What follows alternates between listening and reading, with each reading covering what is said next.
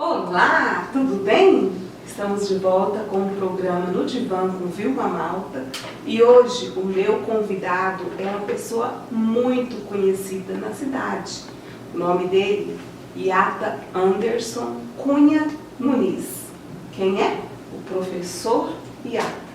Yata, gratidão por ter aceito o convite, por estar aqui comigo hoje.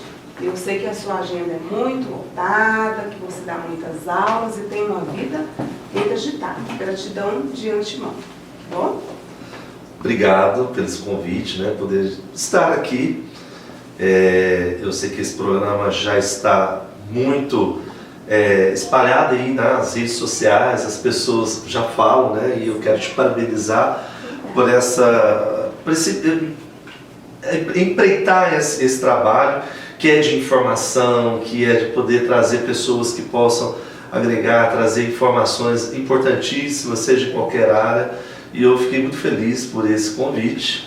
E quero dizer assim que a gente se sente honrado de poder estar junto com você. Que bom. Os meus convidados, eu sempre falo, são escolhidos a dedo, viu? Então, de uma lista que a gente tem, vamos colocando prioridades. E hoje, pessoal, o nosso assunto é de grande importância, educação. E o Yata, como professor, está na área há quanto tempo, Yata? 25 anos. Eu atuo tanto na escola pública quanto na escola particular. Hoje a gente trabalha em 2 escolas particulares, 3, Hoje também a gente trabalha em uma nova escola aqui na nossa cidade. E eu tenho um cargo efetivo em 2 cargos do Estado. Então, assim, é uma vida bastante corrida, mas assim, muito prazerosa, porque a gente gosta de ser professor, gosta daquilo que a gente descobriu ao longo do tempo. Eu formei em engenharia elétrica. E antes mesmo de eu sair da universidade, eu fui convidado para dar aula, bem na época o professor Samir, excelente professor de física. Ele dava aula polivalente, ele entrou de férias prêmio e não se achava um substituto. Aí eu lembro que o diretor Silvio, ele procurou na faculdade um aluno da engenharia que tivesse nos anos finais e que pudesse substituí-lo. Eu fui um que levantou na hora quando ele fez o convite.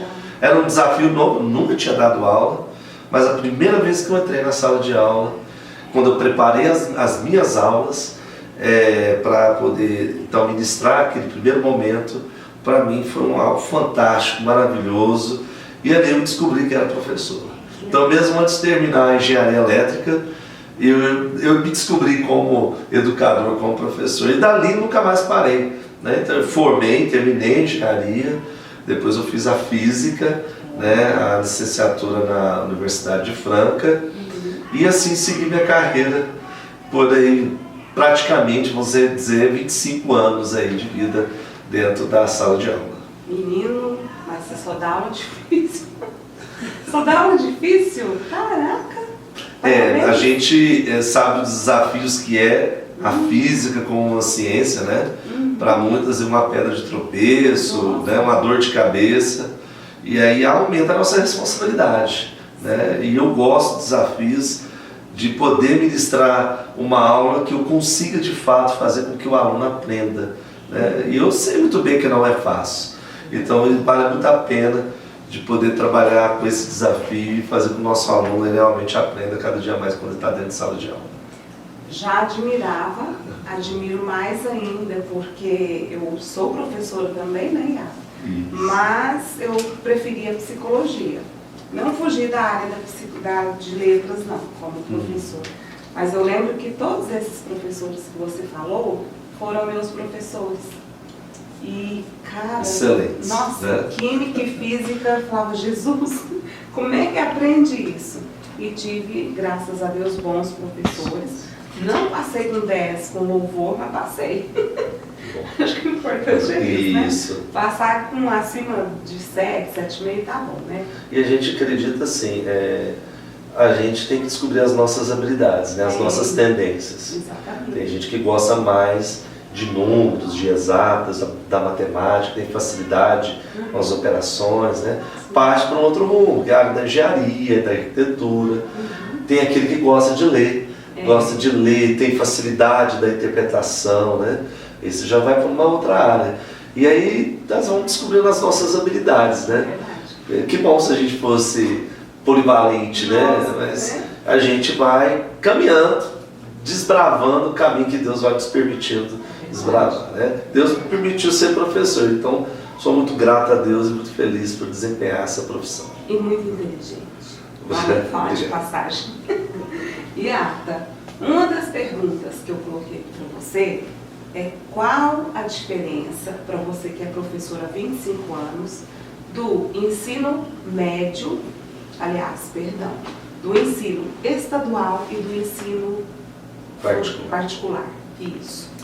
Realmente tem uma grande diferença. Na tratativa, né, eu como profissional professor, o meu trabalho, como eu vejo também dos meus outros colegas, é um trabalho de profissionalismo.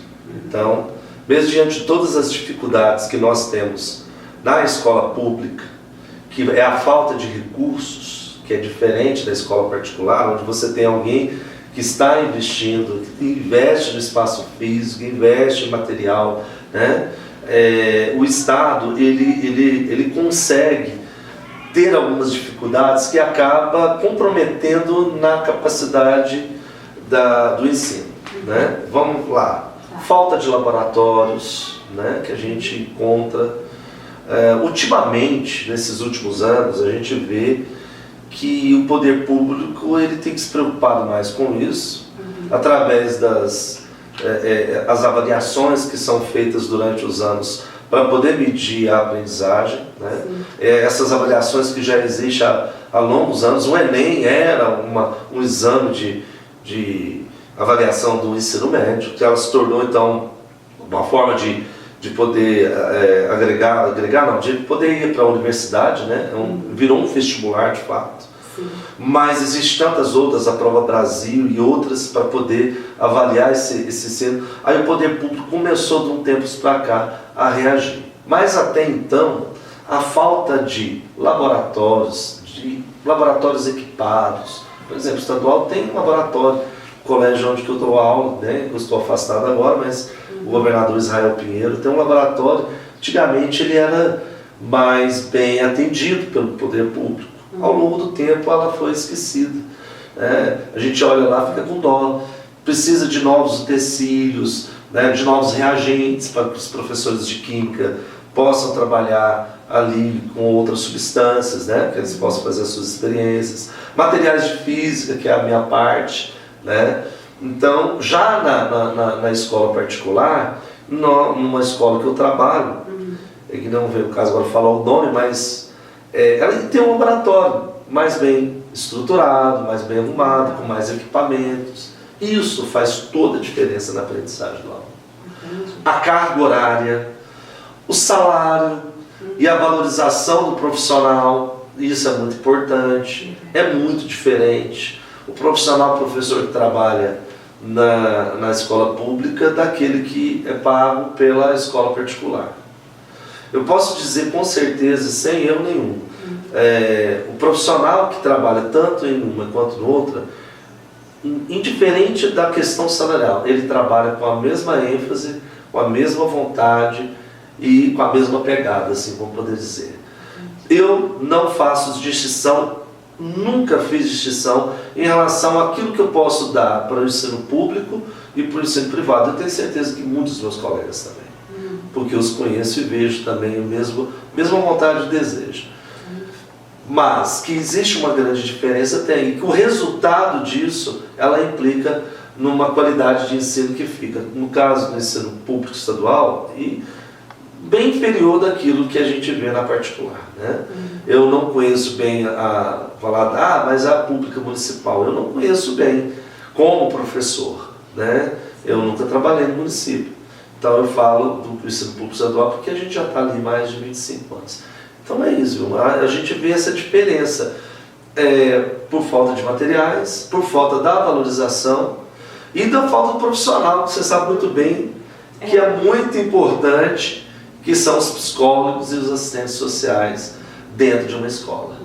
Às vezes nós temos nas escolas privadas até a falta desses profissionais. Não são todas que colocam esses profissionais a serviço dos alunos, da família, e realmente faz muita falta, você mais do que nunca sabe disso. Sim. O quanto que um profissional desse traz amparo na hora da dificuldade que o aluno tem, que são as dificuldades emocionais, né? E essas dificuldades emocionais, elas implicam também no seu ensino. Uma crise familiar, ela pode resultar num rendimento menor do aluno. E quem vai amparar esse aluno? Muitas vezes a escola tem que amparar. Os profissionais estão lá para isso, né? Para ajudar muito. Até um dos temas que eu coloquei aqui o que você acha, o que o IATA considera do psicólogo e do assistente social agora atuando no ensino? Hoje a gente já vê isso tanto no âmbito municipal, né? E agora também no âmbito estadual. Eu acho que são os primeiros passos para que a gente possa, junto com o corpo docente, junto com a parte pedagógica, poder trabalhar em conjunto, junto com as famílias. Eu acho que, como disse, vai agregar demais na aprendizagem. Era uma falta que tinha, era uma diferença que nós poderíamos citar também entre o ensino público e o ensino particular. Mas graças a Deus, como eu te falei, nos últimos anos há um investimento maior no material, na parte física, né? Na alimentação também, a gente já vê alguma diferença aí, e no profissional que fazia muita falta dentro das escolas, que é o do psicólogo, né? A abordagem do psicólogo diante de algumas dificuldades, que às vezes até o próprio professor não conhece. O professor passa a ser um pouco de psicólogo ao longo do tempo da convivência, né, dos seus alunos ali. Ele acaba deparando com várias realidades diferentes, né? Somente na pública. A gente tem ali problemas de ordens sociais, culturais, né? E outras embates que existem ali que afetam o próprio aluno, às vezes passar por uma como é que eu falo assim, constrangimento, né, pela sua raça, pela sua escolha de religião, alguma coisa, né? São as perseguições que às vezes eles não dão conta de lidar com a situação. Ou até mesmo por violência dentro de casa. Às vezes a gente vê uma criança com dificuldade chorando, passando por dificuldades de crises quais ele não dá conta de evoluir nos estudos. Melhor do que nunca um psicólogo, um assistente social que pode fazer uma visita a essa família, ir lá visitar, entender melhor essa situação. O professor não consegue, ele não tem essa habilidade. E essas habilidades fazem muita falta e hoje auxiliam muito a escola, né? Com certeza. eu sou muito aberta, assim, dou risada com o meu público, né? E a pergunta que não quer calar, sempre tem uma perguntinha assim. Quando eu fui professora, por que eu parei? Primeiro eu fiz letras, aí depois eu sou da primeira turma de psicologia aqui de Tuiutaba.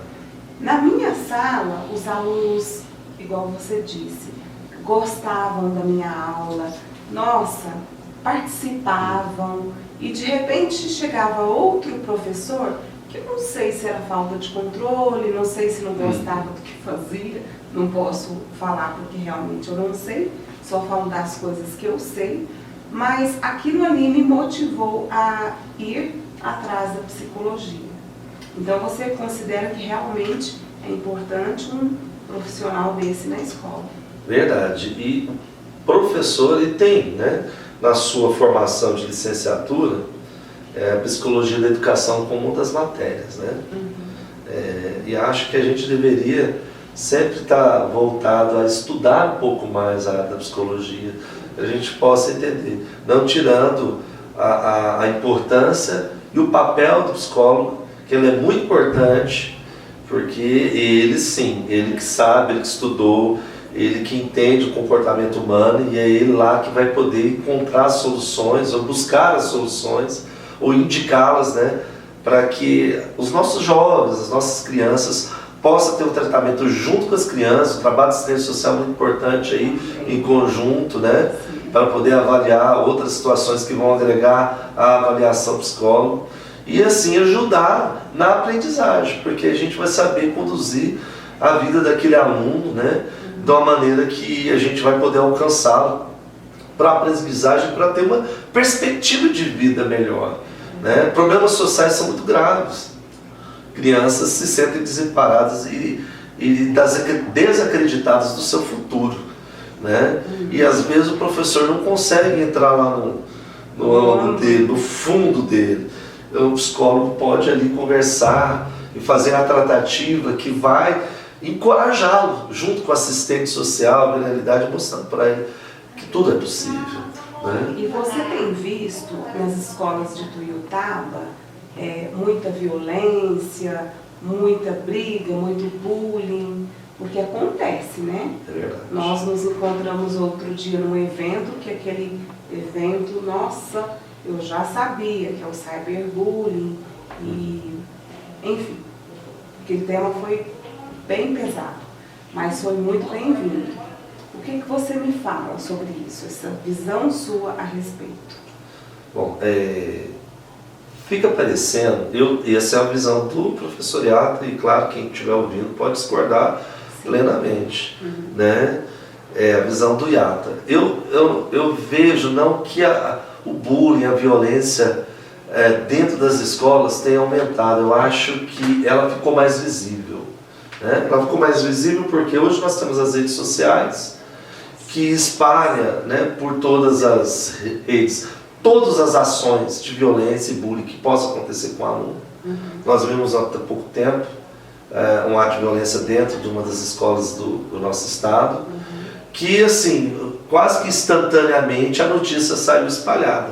Eu estava dentro de sala de aula de um colégio particular, um aluno falou assim: nossa, acabaram de esfaquear uma jovem dentro da escola tal. Eu falei assim: poxa, como assim, né? As notícias já chegam muito rápidas, né? Às vezes acontece ou aconteciam, né, alguma situação que a própria escola tentava contornar aquela situação, resolver aquela situação, e ela não chegava ao conhecimento da sociedade, né? Porque não havia as publicações hoje.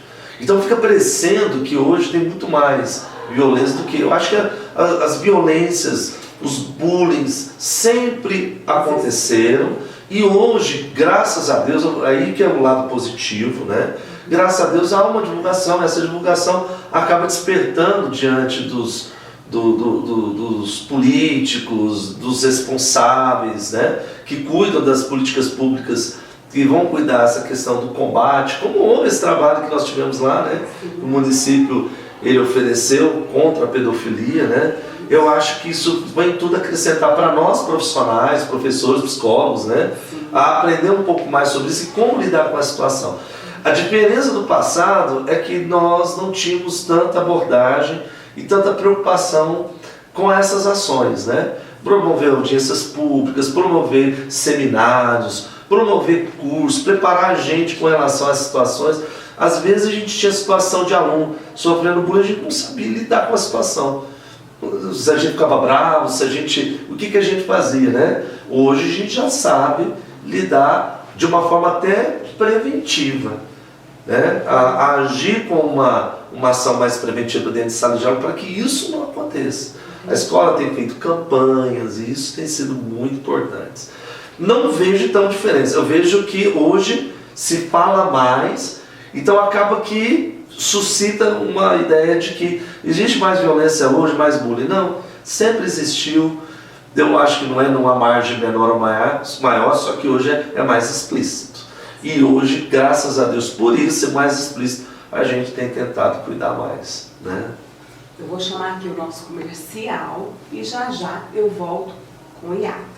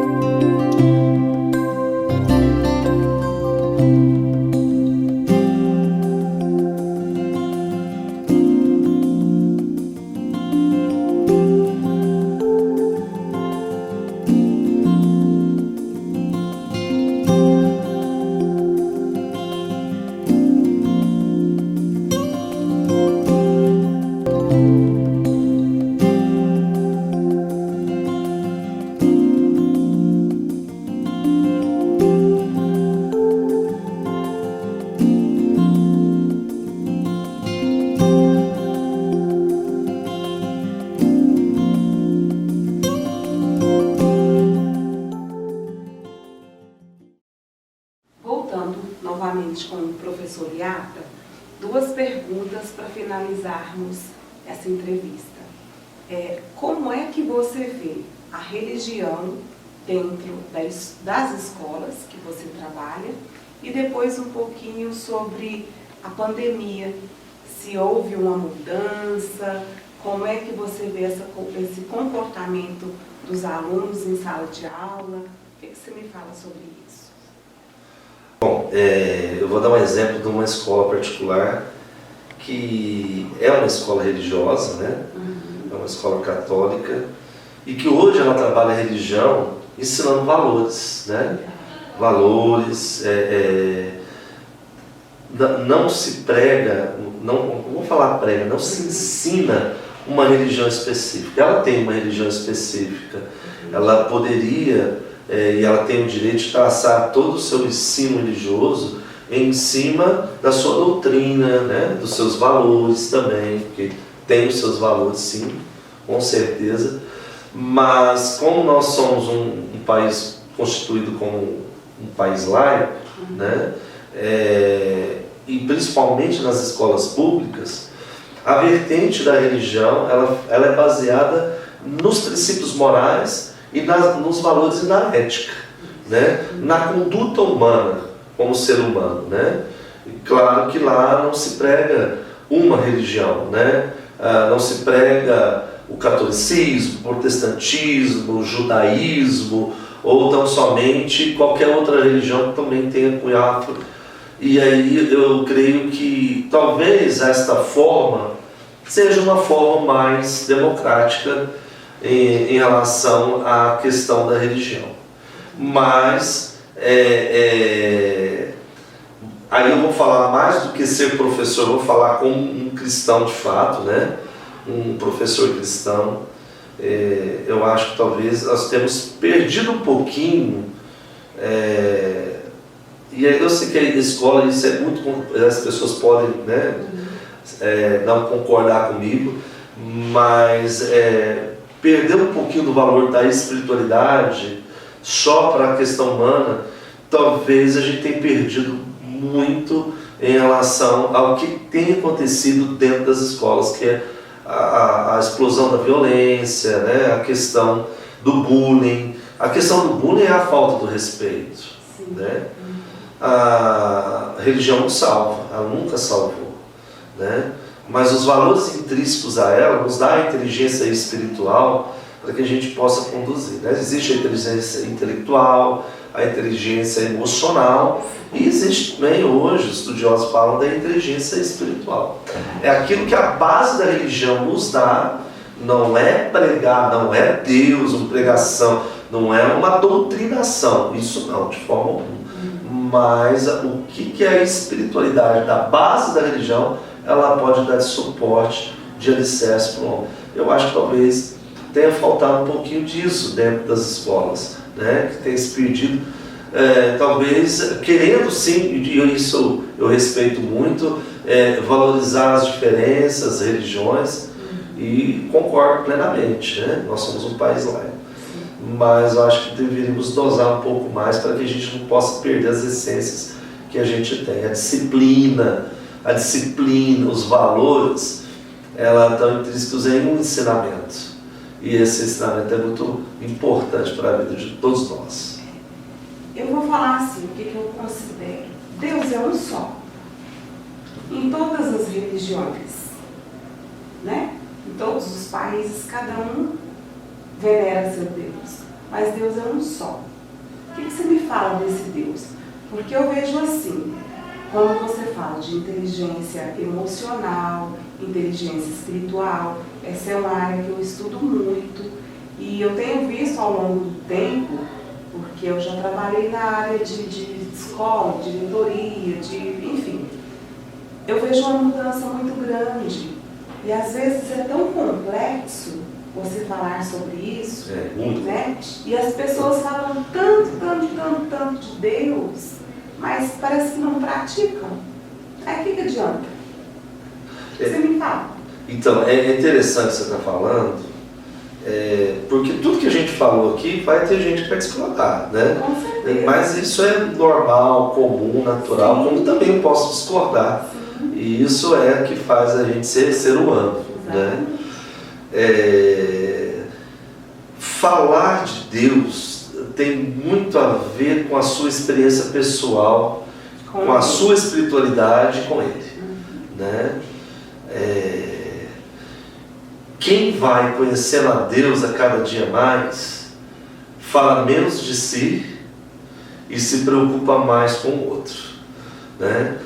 Os valores intrínsecos em uma pessoa que tem um relacionamento, uma espiritualidade muito forte com a sua religião, voltado a Deus, que você falou muito bem, voltado ao único Deus, ela vê o mundo de uma forma diferente, ao qual ela não é egoísta, ao qual ela não vive somente para si, mas ela vive pelos outros, ela se importa com o outro.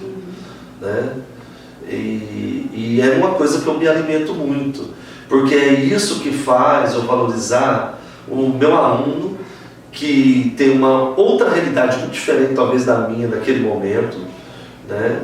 E eu vou te contar uma experiência que eu vi ontem da minha esposa, né? Que ela trabalha numa escola, chegou uma aluna e ela olhou para os dentinhos dela assim, precisando ser cuidados, né? Uma criança de uma família bem carente mesmo, professora, e ela trabalha com uma criança que tem uma deficiência. Ele nasceu assim, ela foi explicando, sim, nasceu assim, tem criança que nasce surda, tem criança que nasce muda, tal. Ela foi falando, aí ela falou assim, eu vou fazer aniversário, mudou totalmente de assunto, vou fazer aniversário, olha, a minha avó vai arrumar os ovos, lá em casa já tem farinha. Aí não sei quem vai arrumar um chocolate e a gente vai poder fazer um bolo, né? E ela chegou assim, né? O coração dela chegou moidinho em casa, né? Eu conhecendo a minha esposa, ela chegou às lágrimas, né? Eu tô quase. E por que a gente tem essa emoção? Porque a gente tem o sentimento do outro, a gente começa a passar a ter o sentimento do outro. A gente se considera na mesma dor do outro, porque a gente não vê para nós a nossa situação, que é a melhor do que a dela, mas a gente sente que a gente tem a obrigação de fazer algo pelo outro, para que ela tenha um mínimo de decência, um mínimo de dignidade que ela possa ter, pelo menos no dia do seu aniversário. Né? Eu estou dando um exemplo porque esse sentimento não nasce de nós. Eu não acredito. Eu acho que esse sentimento nasce da nossa relação com Deus. Porque Ele é puro e perfeito. Nós não. Esse sentimento de compaixão, ela vem ao longo do tempo, quando a gente aprende de Deus, que Ele teve a mesma compaixão pela gente. Então a gente começa a ter compaixão pelos outros com a compaixão que Ele tem por nós. E criança é criança, né? E criança é criança. Você falando assim, eu vou te dar um exemplo rapidinho do meu. Eu atendo meus aluninhos lá na escola e adoro, né, quando vou fazer, ajudar em dificuldade escolar. E o menininho me falou, tia, também, né? Eles chamam de tia e tá tudo certo. Tia, semana que vem eu vou fazer aniversário. Falei, que legal. Ele falou, não é legal não. Eu falei, mas por que não é legal não? Ele falou assim, porque eu nunca tive festa. Oh, meu Deus do céu, o coração, é o que você falou, o coração morre. Né? Eu falei, olha, mas calma, ainda falta um mês, o da tia vai ser primeiro. E comecei, né, a falar sobre o tema. Calma, Deus providencia todas as coisas. Quem sabe até lá a mamãe resolve fazer alguma coisinha. E eu já pensando assim, meu Deus, será que eu posso fazer alguma coisa na escola? Né? Para pelo menos não passar em branco. Aí ele, tia, mas o meu sonho de consumo.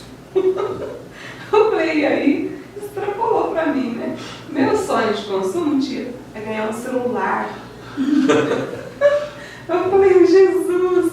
Eu falei, a tia vai rezar, vai pedir a Deus. Sabe o que me deu na cabeça naquela hora? De fazer uma campanha, fazer uma rifa, sair pedindo, fazer no meu Instagram, postar, gente me ajuda a comprar. Não precisa ser um celular, né, um iPhone, mas um celularzinho para ele. E é o que você disse, então, eu fico feliz. Essa divindade que habita, né, dentro de nós, esse Deus que habita dentro de nós, que nos dá força, que nos capacita, né?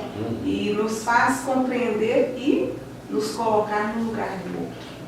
Isso é tudo. Para mim, para as pessoas que me conhecem, eu falo que isso é tudo.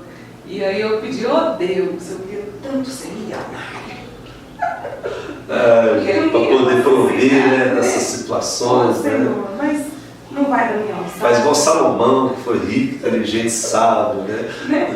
Pelo menos inteligência e sabedoria a gente tem. Está faltando o cash, mas está tudo certo. Bom. Né? Para finalizarmos então, Iata, sobre a Covid. Sim. Nós vivemos um momento diferenciado na educação com relação ao antes e o pós-pandemia, né? Antes da pandemia a gente estava levando a vida, o durante a pandemia, esse que é o mais difícil, né? Sim. Nós professores passamos por um desafio muito grande, a gente começou a vivenciar tecnologias que a gente tinha às vezes ali, mas nós não usávamos muito, porque era muito cômodo usar o quadro e o giz, né? Usar os nossos métodos pedagógicos que nos confortavam. Então nós fomos desafiados, né, nesse momento. Eu lembro que eu fiz um monte de curso de softwares de transmissão, né? Meet, Zoom, né? Teams. A gente foi aprendendo a usar. Já existia, né? Hoje, então, agora entrou na vida de todas as pessoas, dos empresários, que também teve que correr atrás para poder reunir, para poder estar com seus fornecedores, empregados, né? Para que as coisas não pudessem parar. Foi uma nova vida, uma nova situação que foi muito importante, não na vida pessoal profissional, de outros profissionais, mas na educação também. Um novo aprendizado. Um novo aprendizado para os professores. Aprendendo uma nova tecnologia, os novos métodos, muito medo no início, mas Deus sempre nos dando suporte, e a gente foi superando os medos e acreditando cada dia mais, e as coisas foram acontecendo, né? Os alunos, eu acho que eles cresceram também com essa experiência, né? Eles ficaram meio mais acomodados, né? Dentro de casa, acordando na hora da aula, talvez até dormindo sem o professor ver, né? Mas eu creio assim, nós tivemos um pouco de retrocesso, agora falando sério, assim, na educação nesse período. Por quê? Porque as avaliações foram feitas de forma diferente, online, né? Não presenciais. A gente sabia que era um período momentâneo, que as coisas iam voltar ao normal, como voltaram, graças a Deus. Mas a prática durante o período da pandemia foi meio que prejudicial, né? Fora do domínio dos professores, da escola, da equipe pedagógica, o aluno ele se acomodou, né?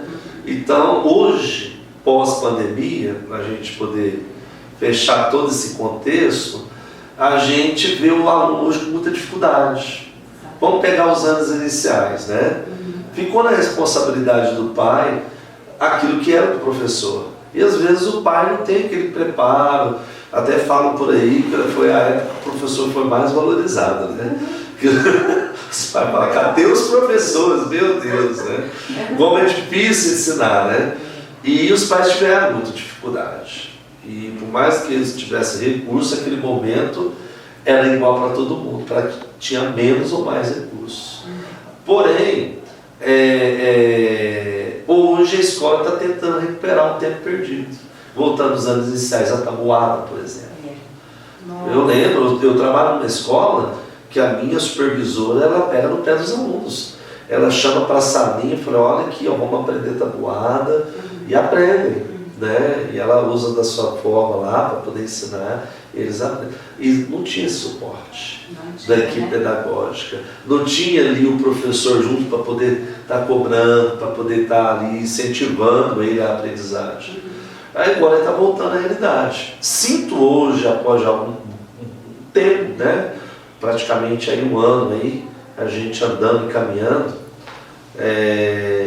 a gente tem avançado, mas tem sido etapas de recuperação, né? A gente sente alunos com muita dificuldade de interpretação, ansiedade, né? Eu acho que você já deve ter visto essa situação aí com muitos alunos. Ansiedade por não dar conta ou ter perdido a prática dessa atual situação que era antes pandemia, né? Então acredito assim que agora a coisa vai voltando à normalidade, mas ainda existe uma atenção especial, está tendo uma atenção especial da escola com o aluno para que ele possa recuperar esse tempo perdido aí. 2 anos não são 2 dias. Não são 2 dias. Então vai ser um período 2 anos a 3 anos de recuperação aí. Eu falo para as crianças isso. E deixando já assim, né, o meu agradecimento, eu sempre coloco no final do programa a gratidão de você ter aceito o meu convite e dos nossos patrocinadores.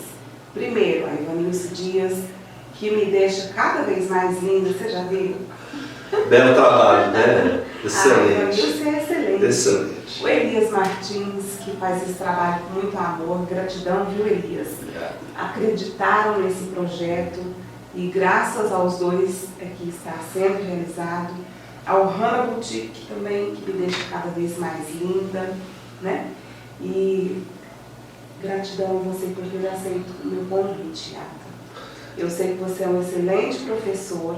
Obrigado. Que os seus alunos falam muito bem de você, que você é um dos professores mais bem conhecidos da cidade, e eu admiro muito porque você exerce duas funções importantes, mas você não abandonou a principal, que é o estudo, a educação. E é disso que o povo precisa, de educação. Parabéns, gratidão por ter vindo, tá? E ó, se tiver aí no próximo Repeteco, temos muitas coisas a falar sobre educação. Vai ser uma honra, eu te agradeço muito, né, o Elias. Ele foi, para mim, eu acho que foi o primeiro cameraman dessa cidade, né? Olha aí. Grande profissional, um exemplo, né? Um abraço aí pro Elias, né? E obrigado por essa oportunidade de poder compartilhar, né? Compartilhar um pouco da nossa vida profissional como professor e dizer gratidão também, gratidão por tudo aí. Pode fazer o convite que a gente volta novamente. Nossa. E o Elias aqui sempre assim, de olho, eu falo, olha, que pessoa, eu falo que eu sou abençoada, porque Deus só coloca pessoas abençoadas no meu canal. Amém. Então eu tenho que agradecer, tá? Verdade. Muito obrigada por ter vindo, Muito obrigado. por ter aceito, e até breve. Pessoal, aguardo vocês no YouTube, no Instagram, e vamos que vamos, compartilhe o nosso vídeo, para que muitas pessoas vejam o professor Iata, acompanhem ali no Divã com Vilma Malta. Nós precisamos daquele like, né, Iata? Isso, é muito YouTube importante. é tudo isso. É o like, é nos seguir e o programa vai estar, sempre está na plataforma. É só compartilhar e assistir sempre que preciso. Certo? Muito obrigado. Obrigada, Elias.